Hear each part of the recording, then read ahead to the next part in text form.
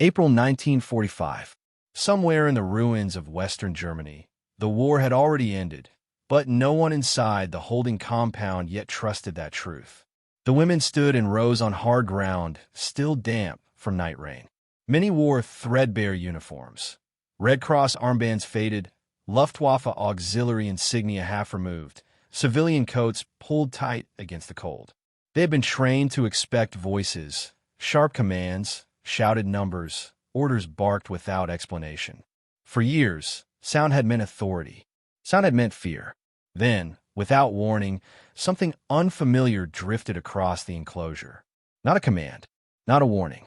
Music, a simple melody, carried by a portable loudspeaker near an American truck. Clear, steady, almost gentle. Some recognized it instantly. Others did not, but all understood what it was not. No one was being counted. No one was being threatened. No one was being punished. The women did not move at first. They waited for the trick to reveal itself. It did not. Faces hardened by weeks of retreat, and collapse began to change. Shoulders lowered. Hands trembled. Some began to cry, not loudly, but with the quiet release of people who had expected something far worse. This moment did not come from nowhere. It was shaped by years of war, indoctrination, collapse, and a very different idea of control. One formed long before American troops reached German soil. By the spring of 1945, Germany was no longer fighting a conventional war. It was surviving the collapse of one. The total mobilization ordered by the Nazi leadership had drawn nearly every remaining resource into the conflict, and that included women. By the final year of the war, hundreds of thousands of German women were no longer confined to factories or farms. They wore uniforms. They carried passes. They served the machinery of a state that had already begun to disintegrate. Many were Helferinnen, female auxiliaries attached to the Luftwaffe, Army communications units, and anti-aircraft batteries. Others were Red Cross nurses stationed in military hospitals or evacuation trains. Some were clerks, radio operators, or drivers. Others were civilians swept up during mass evacuations, retreating columns, or the chaotic defense of German cities as Allied armies closed in from every direction. They had been trained within a system that equated order with survival. From the first days of service, German military culture relied on rigid hierarchy, relentless discipline, and constant verbal command. Instructions were shouted. Silence was suspicious. Softness was weakness. Authority announced itself loudly, and punishment followed quickly when it was questioned. This conditioning mattered deeply in the final months of the war. As American, British, and Canadian forces pushed eastward after the Rhine crossings in March 1945, German units collapsed at an accelerating pace. Entire formations dissolved without formal surrender.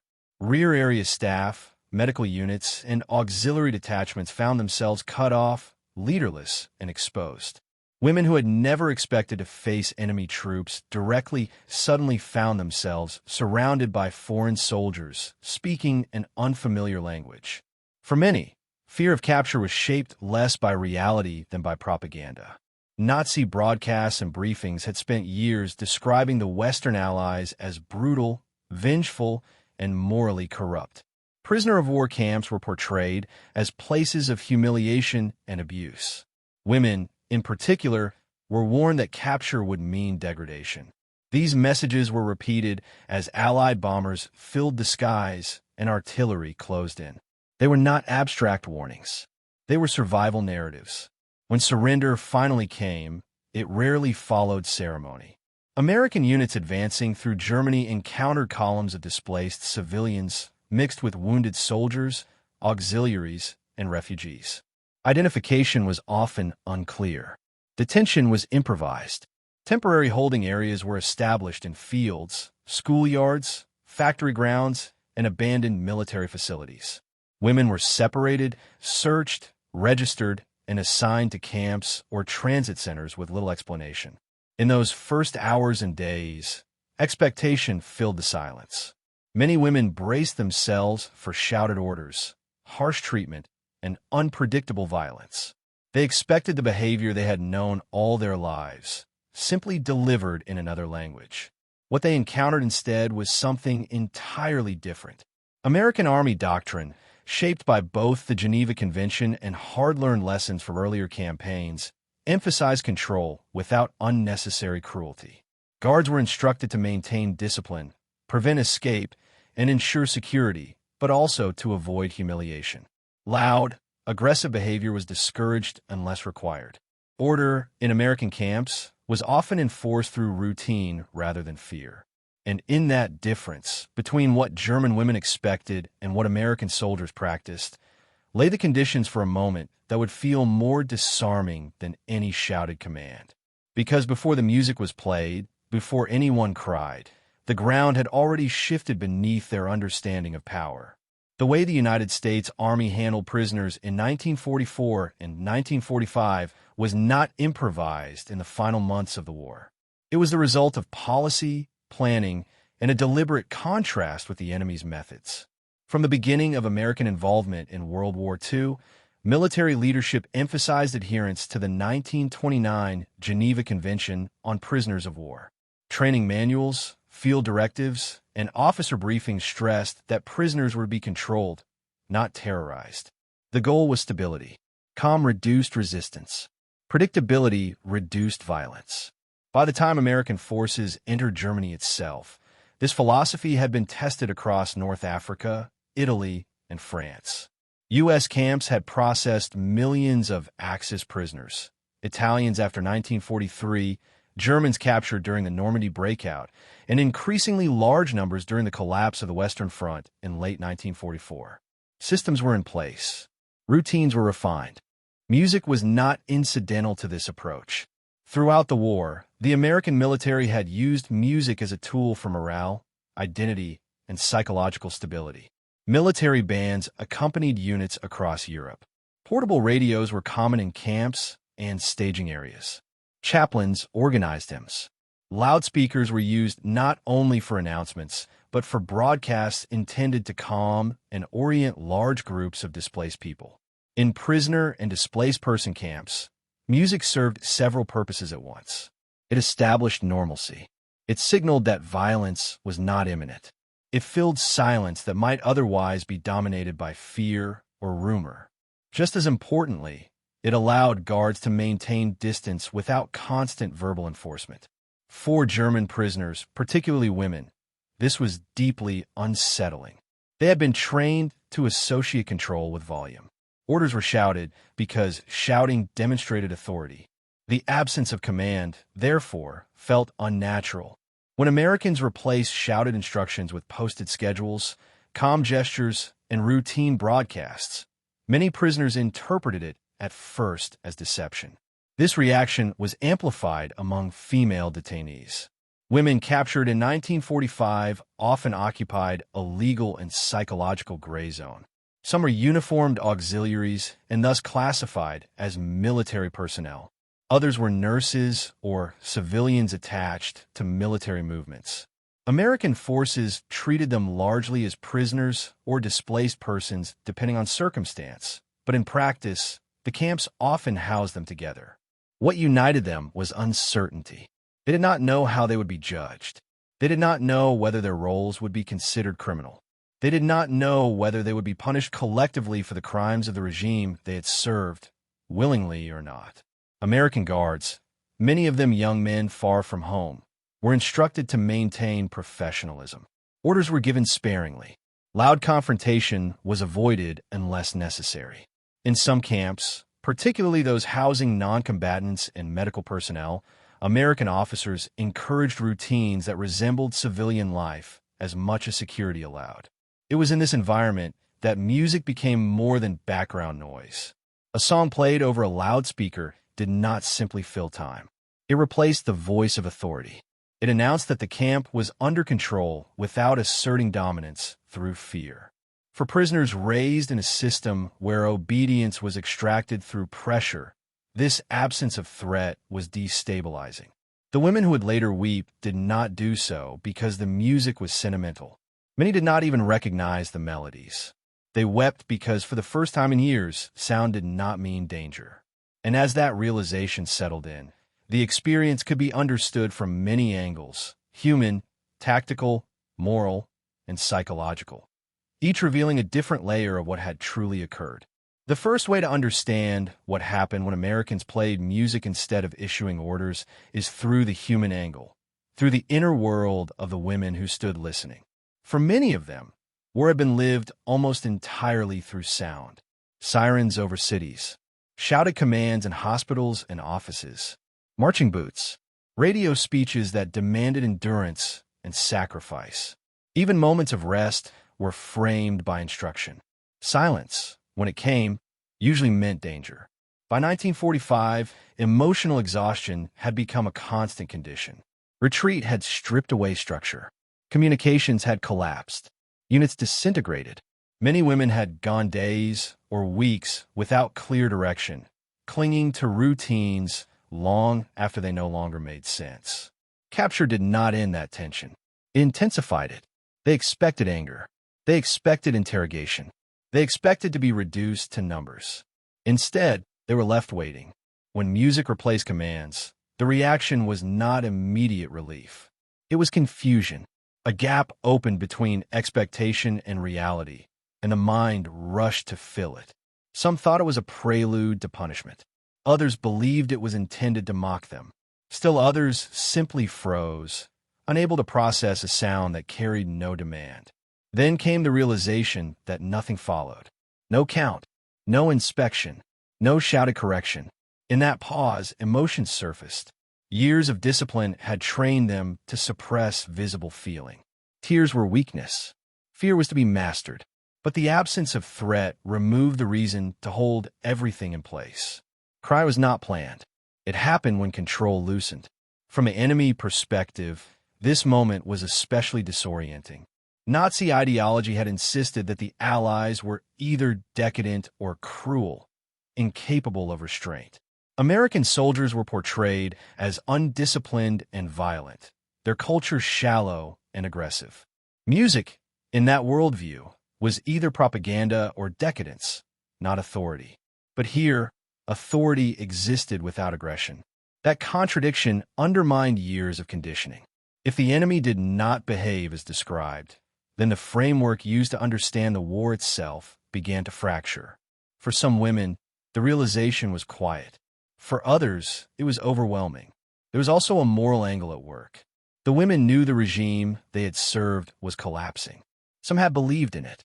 Others had simply endured it. In either case, capture raised the question of guilt. Music, neutral, human, and non-judgmental, did not answer that question. It postponed it. And in doing so, it allowed fear to be replaced, briefly, by something unfamiliar, dignity without absolution. From a purely tactical standpoint, the effect was measurable. Camps where order was maintained calmly saw fewer incidents. Compliance increased. Guards reported less resistance, fewer attempts at disruption. Music, routine, and predictability reduced the psychological need for defiance. Yet the most significant impact was invisible. For women who had lived under constant command, the realization that power could exist without shouting was not just surprising. It was destabilizing. It suggested that authority did not have to announce itself violently to be real. And that insight, once formed, could not easily be undone. Because behind the music stood decisions, by officers, by doctrine, by leadership, that shaped how this moment unfolded. Beyond the human response, the episode can also be understood through the lens of leadership and control. How authority was exercised by the American forces responsible for the camp. By 1945, U.S. Army officers had learned that captivity did not end the war for prisoners. It transformed it into a psychological environment. Discipline still mattered. Security still mattered. But domination was inefficient. Comm systems reduced manpower demands and prevented escalation. Music fit naturally into this approach. American units arriving in Germany brought with them a culture shaped by radios, bands, and shared songs. Unlike German military tradition, which emphasized rigid uniformity, American military life allowed space for informal morale-building practices. Officers were accustomed to seeing music stabilize troops after combat, during long waits, and in unfamiliar environments. Applying the same principle to prisoners was not sentimentality. It was calculation. A quiet camp was a control camp. A camp where fear was reduced was one where guards could observe without constant intervention. Playing music through a loudspeaker required no additional manpower and eliminated the need for repeated verbal commands. It also created a predictable soundscape, replacing uncertainty with routine. There was also a technological angle. Portable sound equipment had become increasingly common by the final years of the war. Loudspeakers were used in psychological warfare units to broadcast surrender appeals. Radios were ubiquitous in American units. This technology allowed control to be exercised across space without physical presence. In German camps, authority had traditionally been embodied by officers physically present, issuing commands face-to-face. The American approach diffused authority. Power came from systems rather than individuals. The music did not belong to a person. It belonged to the environment. For the prisoners, this distinction mattered.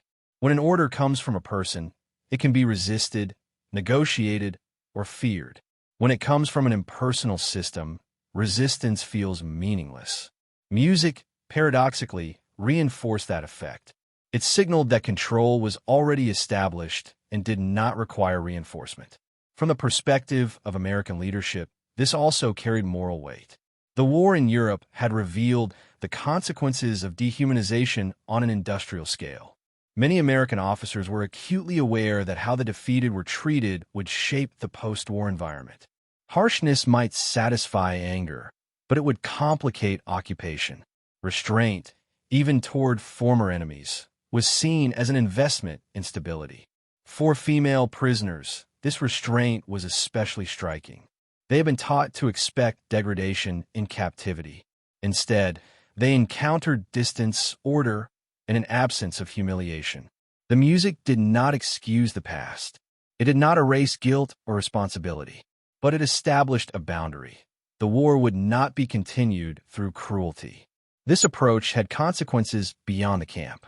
Reports from the period indicate that calm treatment accelerated cooperation during registration, medical processing, and repatriation planning.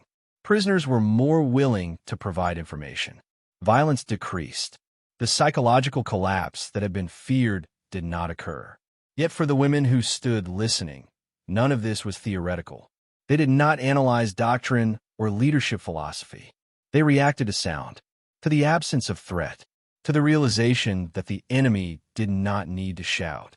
And that realization prepared the ground for the moment when expectation finally broke, when the full weight of defeat, survival, and unexpected mercy converged into something overwhelming. The moment itself was not announced. It arrived quietly, without ceremony, as most decisive moments in history often do. In the days following their capture, the women had learned the rhythms of the camp. Wake times were posted. Meals arrived on schedule. Medical checks were conducted efficiently and without comment. Guards spoke only when necessary. The absence of shouting became routine, but it never fully lost its strangeness. Then one morning, recorded in several post-war accounts and referenced in U.S. Army camp reports as part of morale and control measures, the sound changed. A military truck pulled to the edge of the enclosure. A loudspeaker was mounted near its cab. No formation was ordered. No attention was demanded. The women were standing, sitting, waiting, scattered as usual. The music began. Not a march, not a victory anthem. Something slower, structured, familiar to some, foreign to others. The melody filled the space evenly, leaving no corner untouched. It was not loud enough to dominate, but it was impossible to ignore. At first, nothing happened. Faces remained guarded. Bodies stayed rigid. Years of training had taught them that reaction invited consequence. But as seconds passed, the absence of follow-up became undeniable. No guard approached. No count was taken. The music continued as if it required no response. For women conditioned to respond instantly to command, this was deeply unsettling. Some lowered their eyes. Others looked toward the guards, searching for cues. A few exchanged glances, silently asking the same question. What is this for? The answer, it became clear, was nothing at all. The sound did not demand. It did not instruct. It did not accuse. It existed. That realization marked the turning point.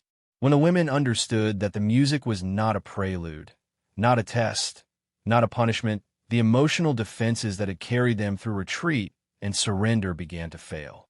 Not all at once, not dramatically, but visibly. Hands that had been clenched relaxed. Postures shifted. Breathing changed. And then, quietly, some began to cry. It was not hysteria. There was no collapse into chaos. The crying was contained, almost restrained by habit. Tears fell because holding them back no longer served a purpose. Fear had prepared them for something worse. What arrived instead was incomprehensible calm. In that space, between expectation and reality, the meaning of defeat changed. They had lost the war long before this moment. But now they lost something else. The belief that power must announce itself through cruelty. The enemy did not need to prove dominance. It was already absolute. This was not forgiveness. It was not reconciliation. It was something colder and more unsettling. It was control without violence. And once that truth settled in, there was no returning to the emotional state that had existed before. Because the music did not stop when the women cried. It continued, indifferent to reaction, reinforcing the lesson through repetition rather than force. What followed would determine how that lesson shaped not just the camp, but the women themselves. As the music continued, its effect deepened, not because it grew louder or more emotional, but because nothing interrupted it. American guards remained where they were. No one corrected posture. No one demanded silence. The camp functioned as it always had, yet something fundamental had shifted. Authority was no longer being performed. It was simply present. For many of the women, this was the precise moment when indoctrination finally collapsed. Nazi authority had relied on constant reinforcement. Orders, symbols, slogans, and fear worked together to keep individuals aligned with the system. Even in retreat, even in defeat, the habit of command had continued. Officers shouted until the end. Structure persisted long after meaning was lost. Here, there was no such structure to cling to. The music did not tell them who they were. It did not assign blame or purpose. It did not ask for loyalty. It offered no ideology to replace the one that had failed. It simply existed, filling space where commands once lived. That emptiness was devastating. Some women later described the moment not as kindness, but as exposure. Without shouting to react against, without fear to brace for, they were left alone with the reality of what had happened, to their country, to the people around them, and to themselves. The tears that followed were not all the same. For some, they were tears of relief. Survival had come without punishment. Others cried from shame, realizing that the enemy they had been warned against did not resemble the monster they had been taught to fear. Still others cried from grief, as the finality of defeat settled in without resistance. American reports from the period note increased quiet during and after these broadcasts. Guards observed fewer disciplinary issues. Women who had previously remained rigid or withdrawn began speaking softly to one another. The camp did not become friendly. It became manageable. This was the turning point the officers had anticipated, even if they could not predict its emotional form. The use of music had stripped the prisoners of the last psychological battlefield. There was nothing left to fight against. No cruelty to justify hatred. No violence to resist. The war, in that moment, ended not with surrender papers or formal declarations, but with acceptance. Importantly, this acceptance did not mean approval or absolution. American forces continued to investigate affiliations, screen personnel, and separate individuals based on role and responsibility. Discipline remained. The women were still prisoners. The reality of occupation did not soften into sentimentality. But the emotional climate had changed permanently. The women no longer anticipated pain with every sound. Loudspeakers no longer caused tension. Silence no longer felt like threat. The absence of orders became normal, and with it came a different understanding of authority, one rooted in structure rather than fear. This shift would shape everything that followed: cooperation, repatriation, and memory. Because once fear was removed from daily life, the question was no longer how to survive captivity, but how to live with what came after. And that question would be answered slowly, in the weeks and months that followed, as the consequences of this moment unfolded across occupied Germany. In the weeks that followed, the camp settled into a rhythm that contrasted sharply with the chaos that had preceded it. Routine replaced uncertainty. Roll calls were conducted efficiently and without raised voices. Food distribution followed schedules that rarely changed. Medical inspections became predictable, even mundane. The women learned the boundaries of the camp, not through threat, but through repetition. This stability had measurable effects. American officers noted that once initial fear subsided, compliance increased. Guards reported fewer incidents of resistance, fewer attempts to challenge authority, and fewer medical emergencies linked to stress. The emotional volatility that had been expected among large groups of prisoners, particularly women displaced by total defeat, largely failed to materialize. Music continued to play a role, though it was no longer remarkable. Broadcasts were used to signal meal times, to mark the beginning or end of work details, or simply to fill long periods of waiting. Religious services included hymns familiar to both Americans and Germans. On some days, orchestral recordings were played without explanation, treated as part of the camp's background rather than an event. The women adjusted. Some began to speak more freely, both among themselves and with camp personnel. Others withdrew, processing defeat privately. The absence of overt hostility allowed emotional responses to diversify. There was no single way to react to loss once fear was no longer the dominant force. From an administrative perspective, this environment made the next phase possible. American occupation policy required detailed classification of prisoners and displaced persons. Women were screened to determine their roles during the war. Nurses were separated from auxiliaries. Civilians were identified for repatriation or relocation. Those suspected of deeper involvement with Nazi organizations were flagged for further investigation. These processes required cooperation. They also required trust, minimal, cautious, but real. Calm treatment reduced false confessions driven by fear and encouraged accurate reporting. Interrogations, when conducted, were procedural rather than coercive. Music did not replace authority, but it created conditions where authority could operate efficiently. For the women, the impact was psychological as much as practical. Many had expected captivity to strip them of identity entirely. Instead, they encountered a system that treated them as individuals to be processed, not enemies to be punished. This did not erase guilt or responsibility, but it clarified it.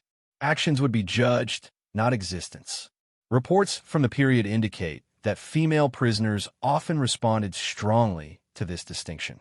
Emotional breakdowns, when they occurred, were usually delayed rather than immediate, surfacing after safety was established, not during it.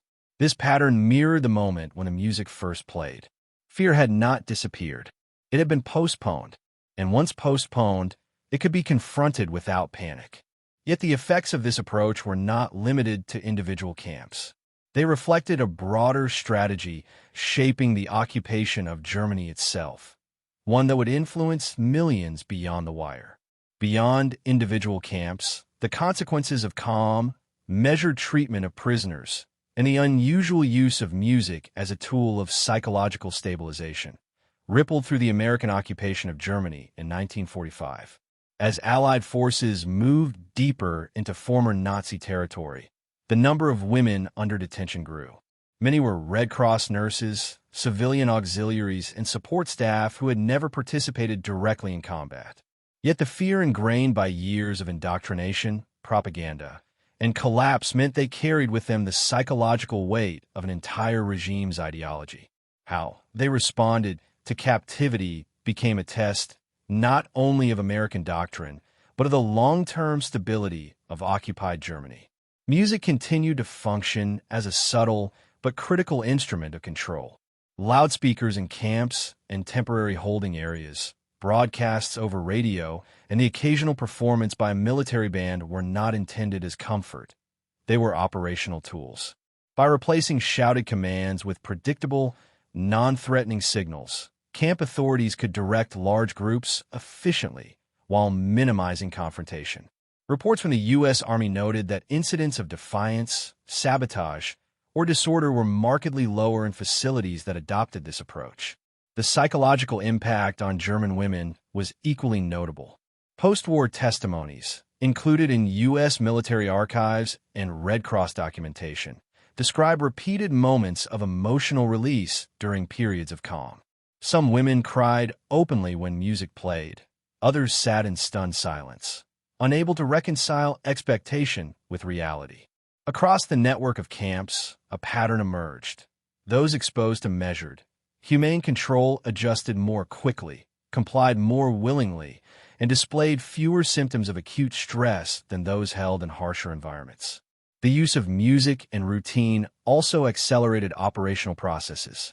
Registration, medical assessment, and classification could be conducted more systematically. Women who might have resisted or feigned illness responded appropriately, reducing delays and errors in camp administration.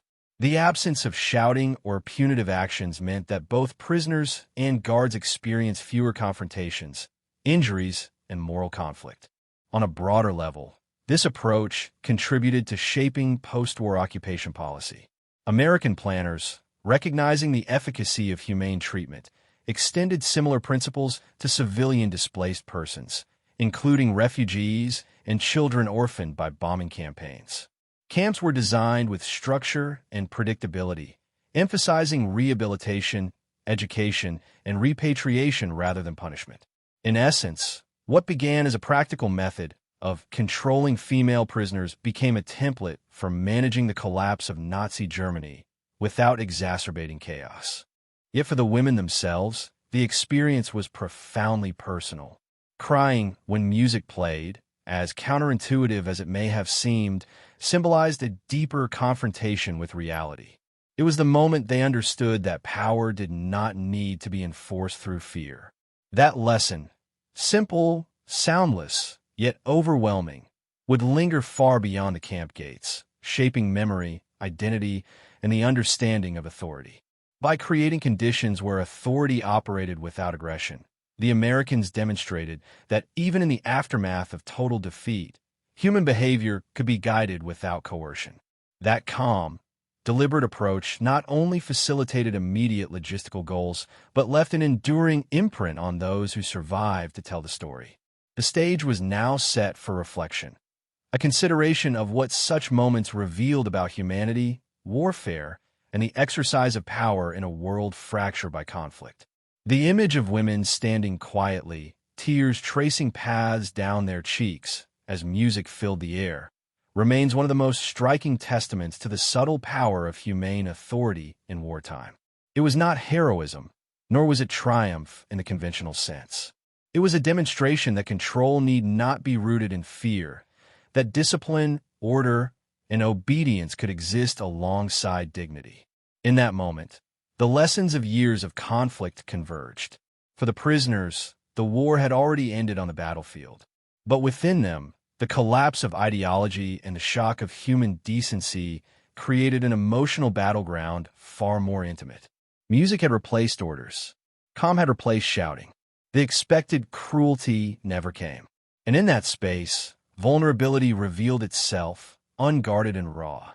For history, this episode illustrates the nuances of power.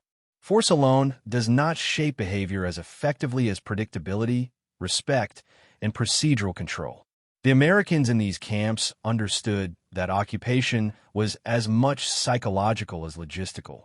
By adhering to principle and maintaining composure, they guided millions through a fragile transition from war to peace.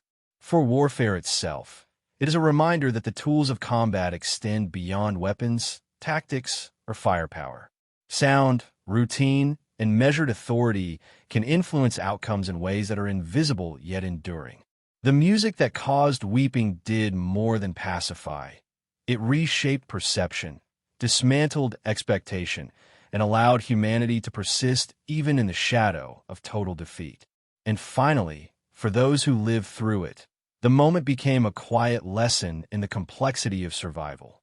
Tears flowed, not from joy, nor from fear alone, but from the confrontation with a reality they had never anticipated. That even in the collapse of everything they knew, human decency could endure. History records the events. Memoirs and reports capture the facts.